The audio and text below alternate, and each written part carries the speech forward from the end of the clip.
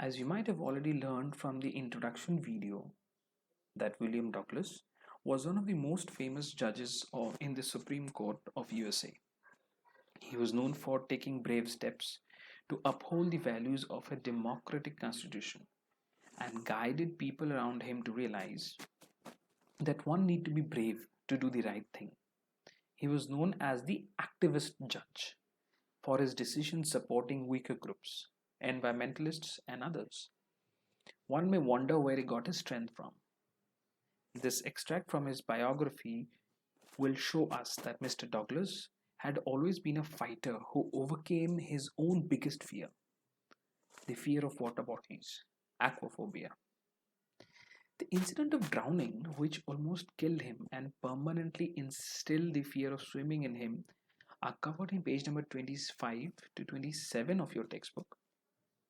He was thrown into the pool by a reckless senior who didn't realize that the young, lanky Douglas couldn't swim. Let me read out a few lines which will give you a good idea of how bad it was.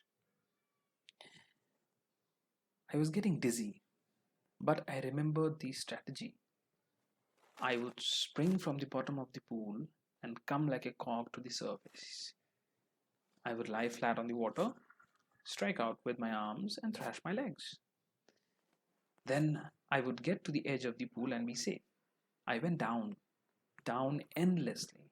I opened my eyes, nothing but water with a yellow glow, dark water that one cannot see through. And then sheer terror seized me. Terror that knows no understanding. Terror that knows no control. Terror that no one can understand who has not experienced it. I was shrieking underwater. I was paralyzed underwater, stiff, rigid with fear. Even the screams of my throat were frozen. Only my heart and the pounding in my head said I was alive. And now the final moments on page number 27. Then all effort ceased. I relaxed. Even my legs felt limp, and the blackness swept over my brain. It wiped out fear, it wiped out terror. There were no more panic. It was quiet and peaceful. Nothing to be afraid of. This is nice. To be drowsy, to go to sleep. No need to jump, too tired to jump. It's nice to be carried gently, to float along in space. Tender arms around me, tender arms like mothers. Now I must go to sleep. I crossed to the oblivion, and the curtains of life fell.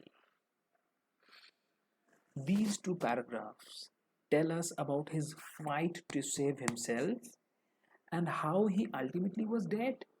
Well, almost. Please check out the second part of this series for the final comprehension.